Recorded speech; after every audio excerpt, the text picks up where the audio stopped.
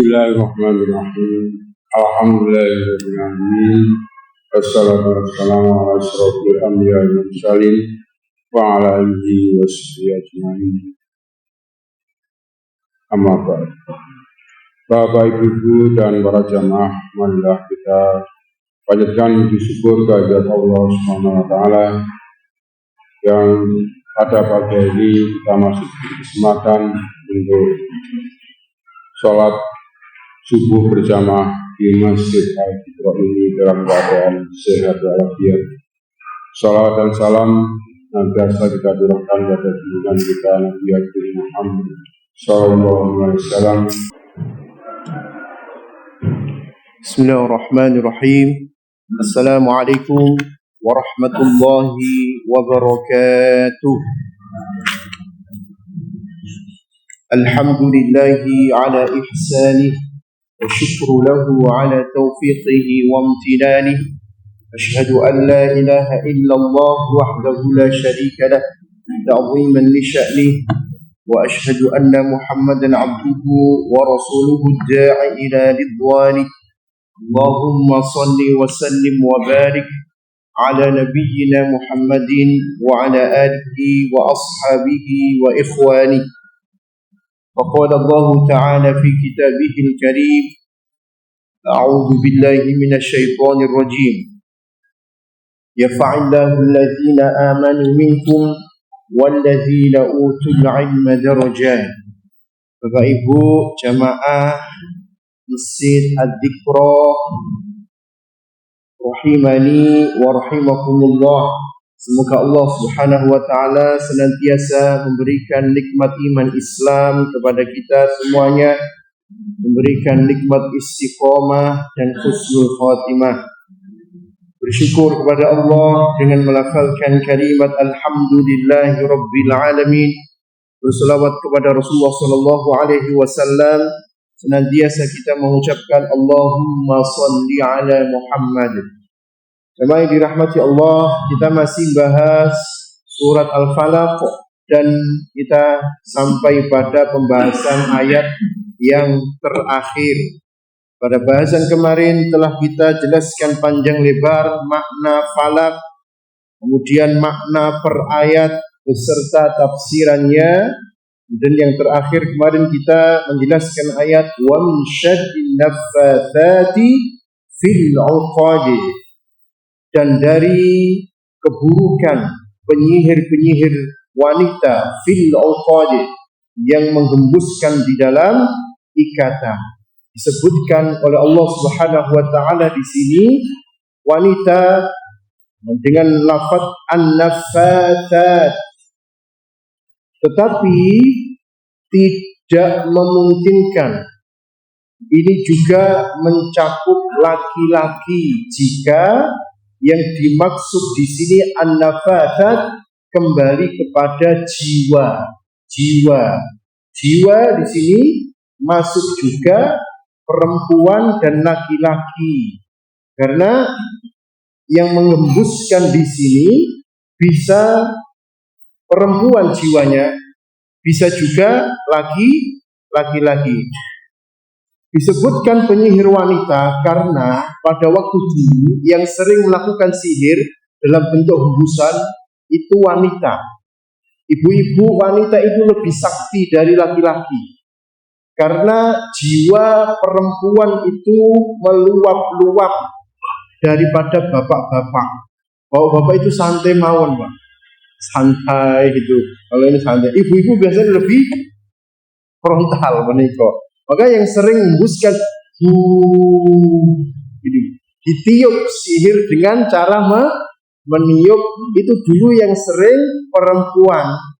Dan dalam hal ini putrinya Labid bin Al-Aqsam yang menyihir Nabi dengan 11 ikatan.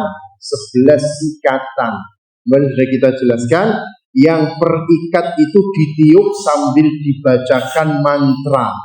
Wes bablas angine, wis kolobis, kontul baris, bonopo jemaah dibacakan.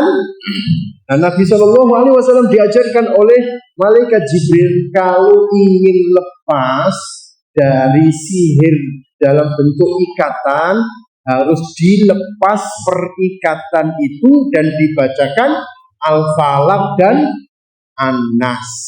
Al-Falaq dan An-Nas. Sehingga dari sini para ulama itu berbeda pendapat ruqyah syar'iyyah yang bentuknya itu meniup. Ruqyah itu secara bahasa mantra. Nah, para ulama itu mereka berbeda pendapat ruqyah dalam bentuk meniup. Ada yang mengatakan tidak boleh karena menyerupai penyihir wanita ataupun laki-laki yang meniup. Tetapi pendapat yang kuat boleh ruqyah meski dalam bentuk meniup, karena Nabi pernah beliau meniup ketika mengobati meruqyah dirinya sendiri, dibacakan Al-Kafirun atau Al-Mu'awwidhatani begitu, kemudian diminum menikah. Jelas gitu Bapak Ibu. Nah, sihir yang ditimpakan kepada Nabi itu bentuknya was-was. Nabi dibayangkan seolah beliau melakukan sesuatu tapi sebenarnya boten, tidak melakukan. Dibayangkan beliau mendatangi istri beliau tapi sebenarnya tidak. Dan ini menunjukkan Nabi pernah terkena sihir dan sama sekali tidak menghilangkan dari kemaksuman Nabi dan keaslian Quran. Saya ulangi, meskipun Rasulullah pernah terkena sihir, ini sama sekali tidak menghilangkan kemaksuman beliau dan kesakralan Quran. Karena Quran itu sudah dijamin keasliannya, tidak akan tercampur dengan sihir. Dan sihir yang ditimpakan kepada Nabi sekedar was-was mawon, sebagaimana Nabi Musa. Nabi Musa itu pernah beliau terkena sihir, buka di surat Toha, betul Tohari. Jadi Toha ayatnya 65, 66, 67. Qalu ya Musa, imma an tulqiya wa imma an nakuna awwala man alqa. Mereka penyihir Firaun mengatakan, "Hei Musa, engkau yang melempar pertama kali atau kami yang melempar?" Nabi Musa mengatakan, "Qala bal alqu." Engkau yang melempar. Fa idza hibaluhum wa isiyahum yukhayyalu ilaihim min sihrihim annaha tas'a. Maka yukhayyalu, dihayalkan. Dalam pandangan Nabi Musa, tongkat atau tali, fa'idha hibaluhu wa isiyahum yukhayyalu ilaihi min sihrihim annaha tas'a. Tongkat dan tali itu dibayangkan dalam pikiran Nabi Musa merayap cepat seperti ular. Nah itu, Nabi Musa terkena sihir, padahal bukan ular itu. Itu bukan ular, seolah-olah seperti ular. Maka Allah menguatkan fa'ujasa fi nafsihi khifatan Musa. Maka Nabi Musa itu takut dalam dirinya. Qulna la takhaf, wahai Musa, kamu berfirman, engkau jangan takut. Innaka antal a'la, kamu akan menang. Jadi sihir dalam bentuk hayalan, ini sihir juga pernah menimpa Nabi Musa alaihi salatu wassalam. Sebagaimana Rasulullah sallallahu alaihi wasallam dihayalkan dan beliau sakit. Bapak Ibu yang dirahmati Allah Subhanahu wa taala, dan cara mengobatinya sudah Allah Subhanahu wa taala sebutkan, ada hikmahnya.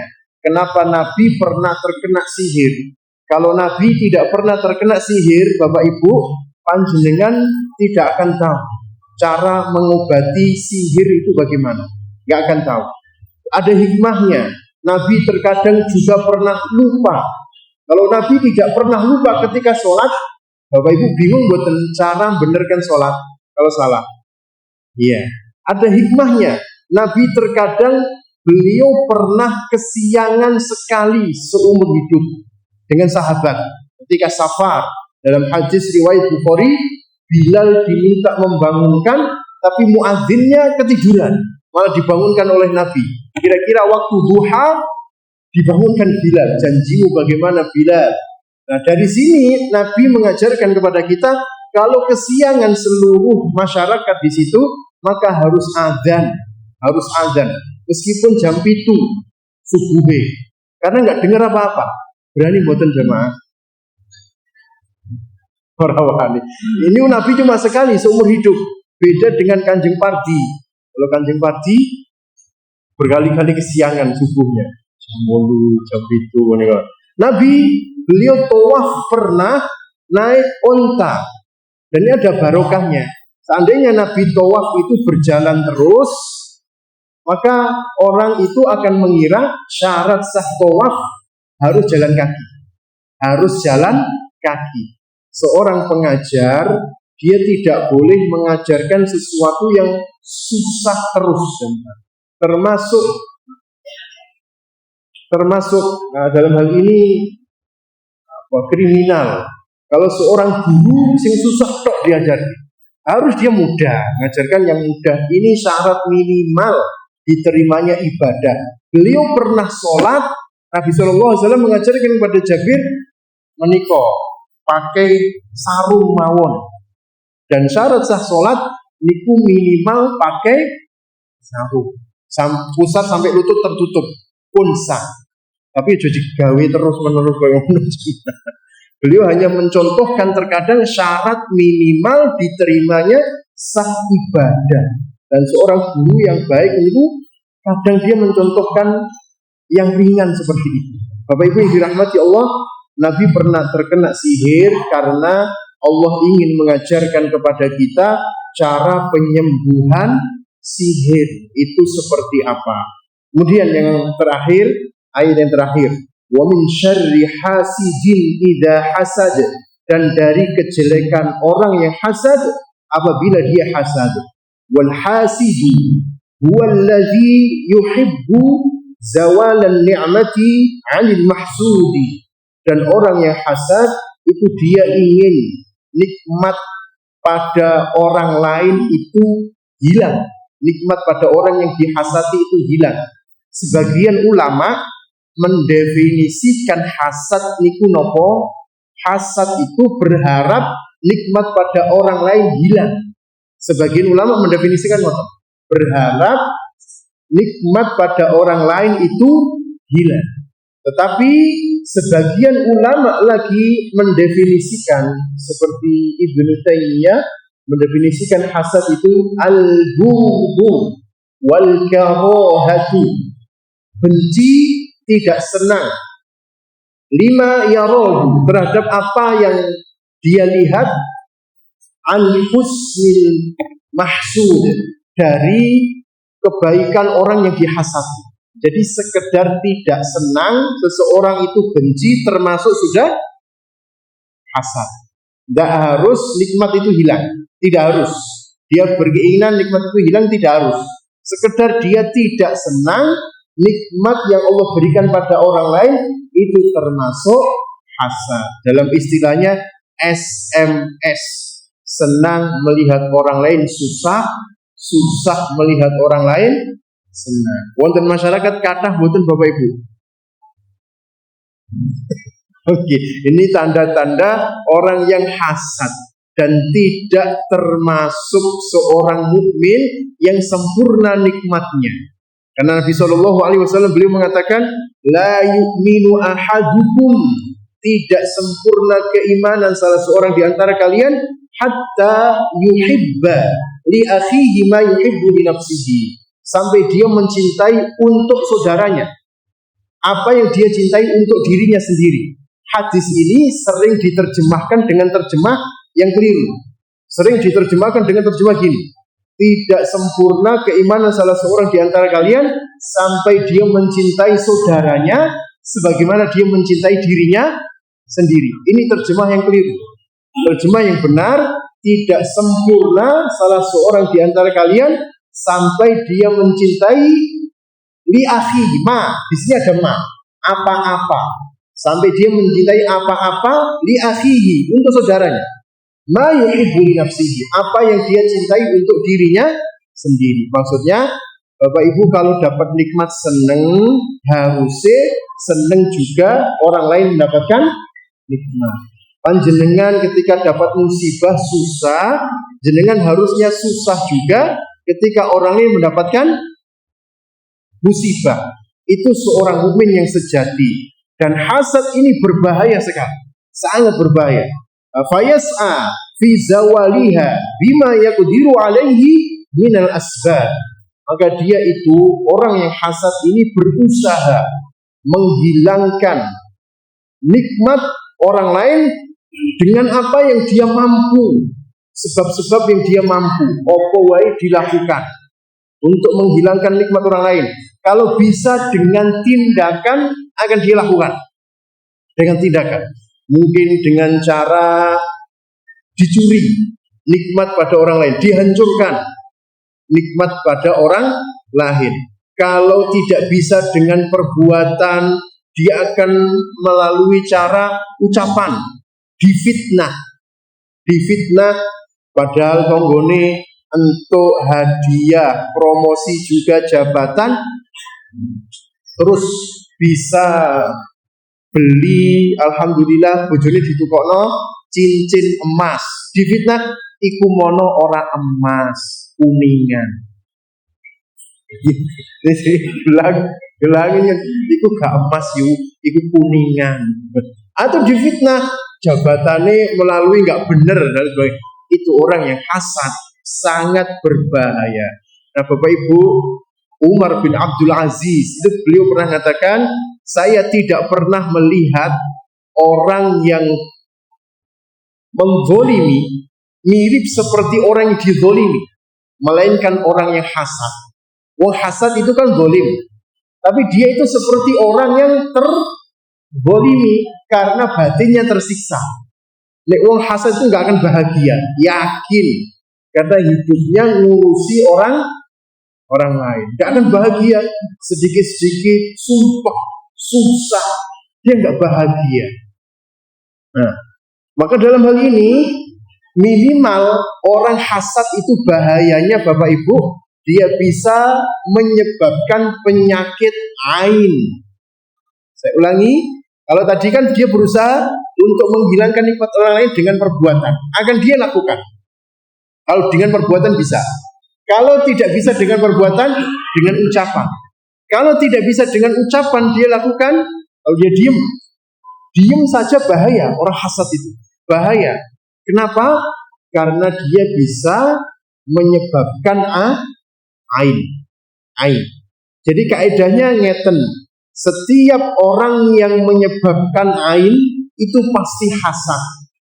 Namun tidak semuanya orang hasad bisa menyebabkan ain. Saya ulangi.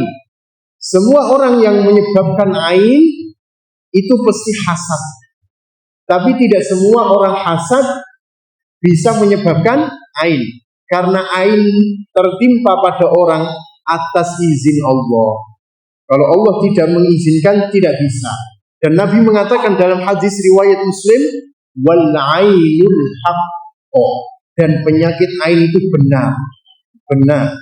Lau kana syai'un, kalau seandainya ada sesuatu sabaqul qadra, yang sesuatu itu bisa menyalip takdir Allah, la sabaqatul ain, sungguh ain itu akan mendahului, menyalip takdir Allah. Kalau ada sesuatu yang bisa menyalip. Dan dalam riwayat yang lain beliau mengatakan, kebanyakan umatku itu meninggal setelah qada takdir dari Allah, kebanyakan disebabkan ain. Ain ini bahaya Bapak Ibu, dan ain ini benar. Di orang itu punya pancaran jiwa yang buruk terhadap orang lain, dia nggak seneng pada orang itu, atau dia pura-pura seneng, terus dapat nikmat orang itu, akhirnya dia menimpakan kebenciannya itu lewat pandangan mata. Tiba-tiba orang itu bisa sakit, bisa mati atau izin sakit, pingsan, mati, sakit. Bisa juga orang itu celaka, sakit. Yang semuanya itu atas izin Allah. Ada sebuah riwayat sahih dari kisahnya Sahal bin Hunayf. seorang sahabat Nabi.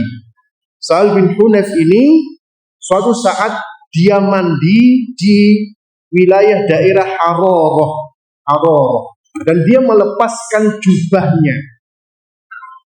Amir bin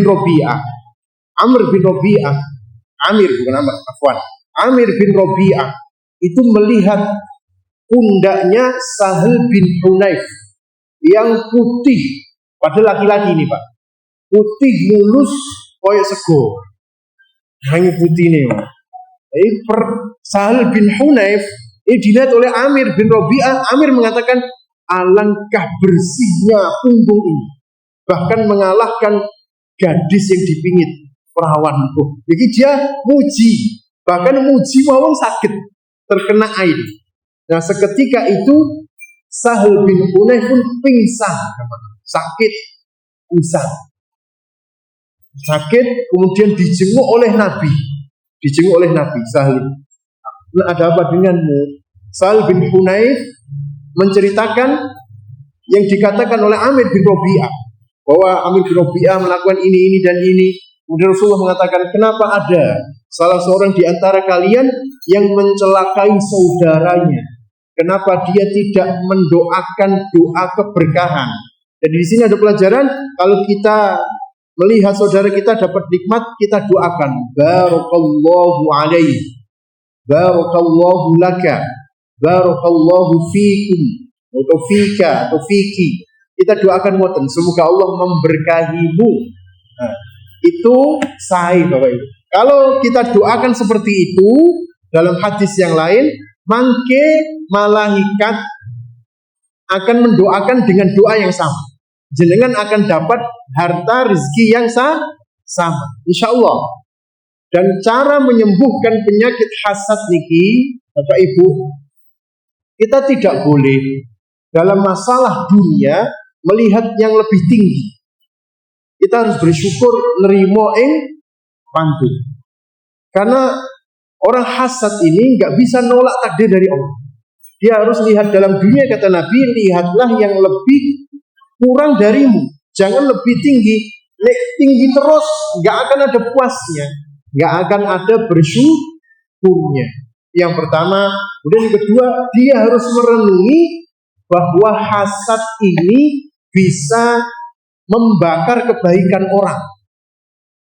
Dia pahalanya rontok, sakit, ditransfer kepada orang yang dihasati menika, terus ditransfer, rugi. Makanya Nabi mengatakan, iyyakum wal hasad, jauhilah olehmu penyakit hasad. Fa innal hasada, karena sesungguhnya hasad ya'kulul hasanah. Hasad itu memakan kebaikan. Kama ta'kulun narul hatoba, sebagaimana api memakan kayu bakar. Pahalanya sakit rontok, ditransfer kepada orang yang dihasati. Dia harus merenungi itu. Dan yang ketiga, dia harus merenungi, dia tidak akan bisa menolak takdir Allah. Gak akan bisa. Sekuat apapun dia nolak takdir yang Allah berikan pada orang lain, dia akan bisa. Yang harus dia lakukan adalah menerima, bersyukur kepada Allah Subhanahu wa ta'ala.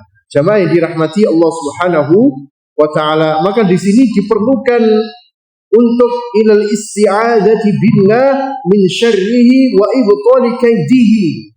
Minta perlindungan kepada Allah dari jeleknya hasad dan wa ibtali kaidihi, dan menolak tipu daya orang yang hasad menika. Wa yadkhulul fil hasidi al-ayin, dan terkadang Bapak Ibu, ini kaidahnya, beliau mengatakan wa yadkhulu, dan masuk fil hasidi, pada orang yang hasad, al-ayin, pandangan mata yang buruk. Jadi pandangan mata yang buruk yang ditimpakan pada orang lain, mesti orang itu hasad. Maka di sini pentingnya kita tidak selalu memposting di sosmed, apalagi sekarang wonten gaya flexing Bapak Ibu. Padahal itu bukan mobilnya, bukan rumahnya diposting, begitu. Bahkan untuk urusan ibadah seperti umroh, dongo teng Ka'bah niku diposting. Dongo ayo foto, saya tak. Dia tidak doa itu, pura-pura. Buat oh ini dia pura-pura bareng-bareng ini. Ini pura-pura dongo. Nah, kalau dia benar-benar, nggak usah diposting. Ibadah kok diposting. Nah, jalan-jalan jenengan foto nggak apa-apa, tetapi hindari posting terlalu vulgar ngoten. Khawatirnya nopo memancing orang lain itu hasad. Dan seperti anak bayi yang masih kecil lucu kadang sakit karena diposting orang tuanya, dan ada orang yang doa lihat itu bayinya, masya Allah pipi ini gemoy lucu, atas izin Allah bisa sakit bayi menika.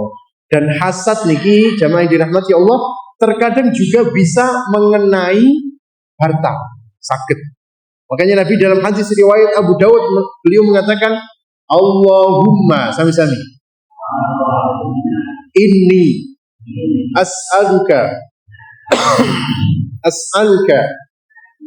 al-afwa wal afiyah fi dini wa dunyaya wa ahli wa mali. Nah, dalam riwayat Abu Daud beliau mengatakan, ya Allah, aku meminta kepadamu ampunanmu dan keselamatan fi dini, di dalam agamaku, wa dunyaya, di dalam duniaku, wa ahli, kepada keluargaku, wa mali, dan juga hartaku. Artinya di sini penyakit ain itu bisa mengenai harta. Tiba-tiba motornya mogok, tiba-tiba mobilnya itu mogok. Maka untuk melindungi penyakit ain ini, Allah memerintahkan kita untuk membaca Al-Falaq dan An-Nas. Jenengan akan selamat, insya Allah. Dibaca pas kapan? Sudah saya jelaskan. Dibaca selesai sholat fardu, Al-Ikhlas, Al-Falaq, An-Nas. Kecuali subuh dan juga maghrib. Subuh maghrib 3 kali. Selain itu sekali. Juga dibaca ketika zikir pagi petang.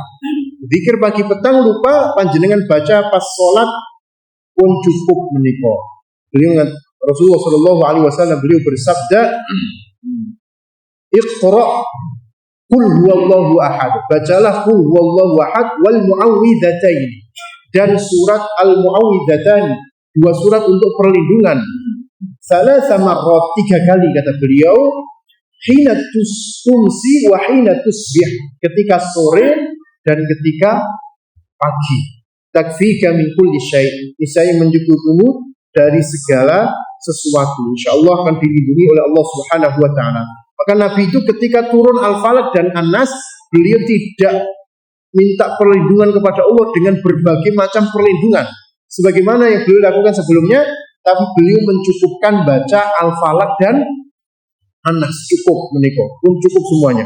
Fahadhi surah tadammanat al-isti'adzah, maka surat ini mencakup al-isti'adzah, perlindungan min jami'i anwa'i syarri, dari seluruh macam-macam keburukan, umuman wa khususan, secara umum maupun khusus, semuanya masuk di dalam Al-Falaq menika. Dan An-Nas yang kemarin sudah kita jelaskan. Wa dallat ala anna sihra lahu haqiqah, dan ini menunjukkan bahwasanya sihir itu hakikatan, hakikat, nyata. Sihir itu nyata, tidak tipu-tipu. Yakhsha min darurihi wa yasta'adu billahi minhu, yang kita harus mengkhawatirkan dari bahayanya sihir dan minta perlindungan kepada Allah dari sihir meniku, wa min ahlihi, dan dari pelakunya sihir. Kami dirahmati Allah. Ini saya bacakan satu lagi tafsir. Wa min syarri hasidin mubghidin, dan dari kejelekan orang yang hasad lagi pembenci, linnas, kepada manusia.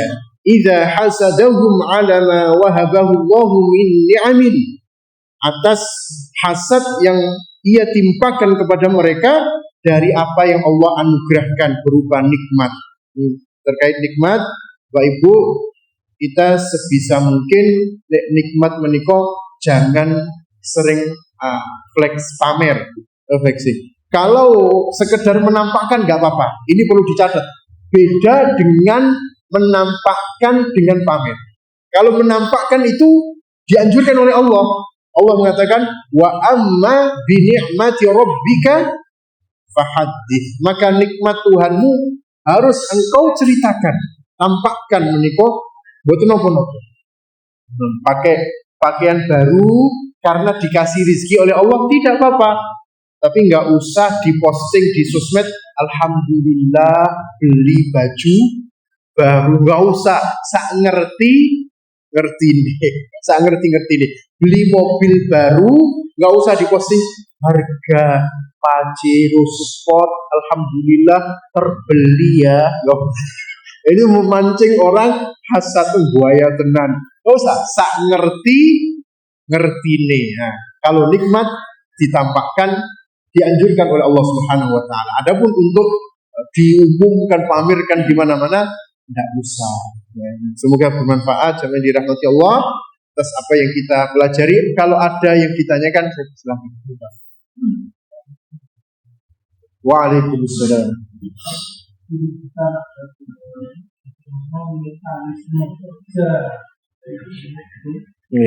Baik dari yang penting menerima, kemudian standar yang itu pernah. Iya. Atau mungkin yang sengaja diambil, dia sudah saya pernah. Iya. Baik, Pak. Tadi belum saya jelaskan sampai selesai, terpotong, lupa Bapak Ibu penjelasannya. Hadis tadi Nabi mengatakan, kenapa salah seorang di antara kalian ada yang mencelakai saudaranya dan tidak mendoakan doa keberkahan. Kemudian Nabi Shallallahu Alaihi Wasallam beliau memerintahkan Amir bin Robi'ah itu untuk wudu. Amir bin Robi'ah diminta wudu. Air bekas wudunya Amir bin Robi'ah, Nabi Shallallahu Alaihi Wasallam meminta Sahal bin Hunayf untuk membuat mandi. Ya, dibuat mandi, Pak.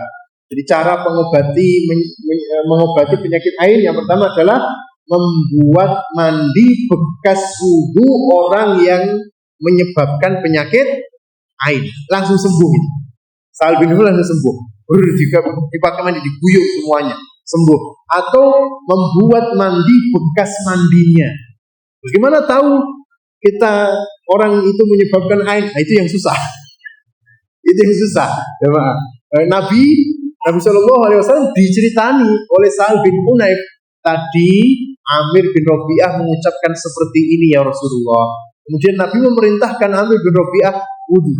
Kemudian dipakai mandi, akhirnya Sahal bin Hunayf sembuh. Setelah itu ikut perjalanan bersama Nabi. Penyakit ain ini datang secara tiba-tiba, Pak.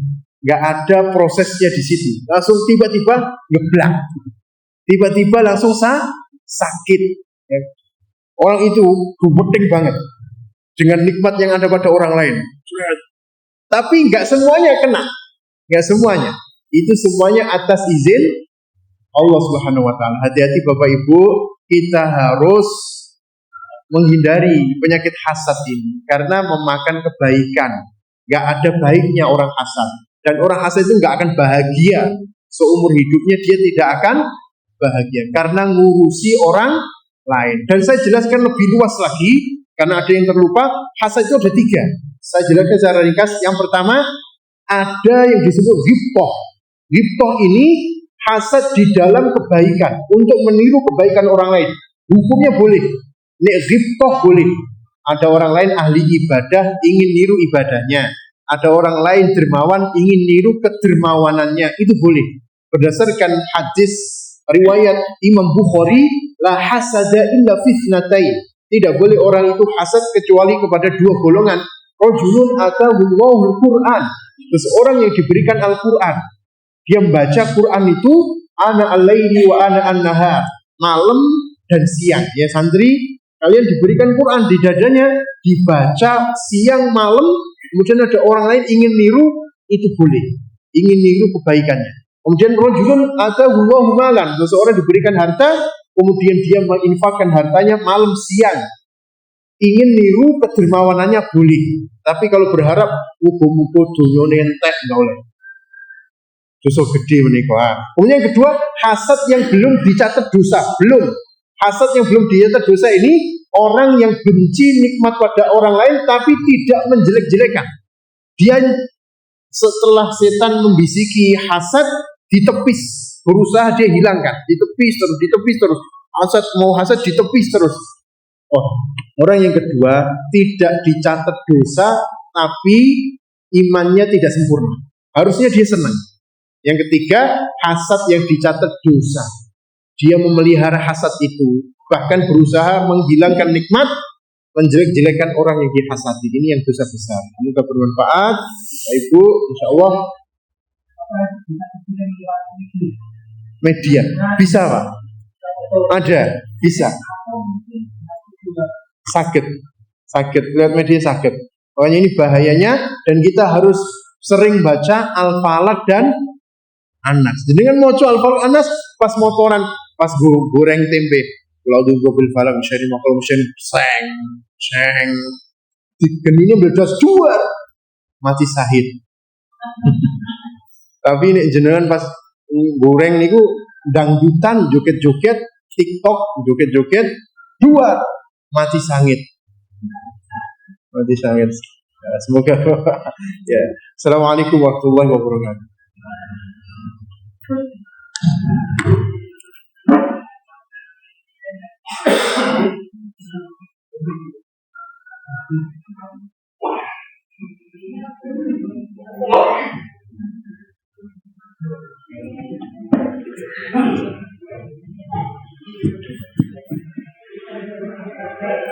Terima kasih kami sampaikan kepada Ustaz Tohari Rahman yang sudah memberikan kajian pada hari ini. Mudah-mudahan Bapak Ibu dan para santri yang mendengarkan bersama dapat menambah pengetahuan kita pada hari ini dan selanjutnya. Sebelum kita akhiri, kami sampaikan pengumuman bahwa infak pada pagi ini terkumpul Rp220.000. Alhamdulillah. Dan menilai kajian pada ini kita akhiri dengan doa kafaratul majlis.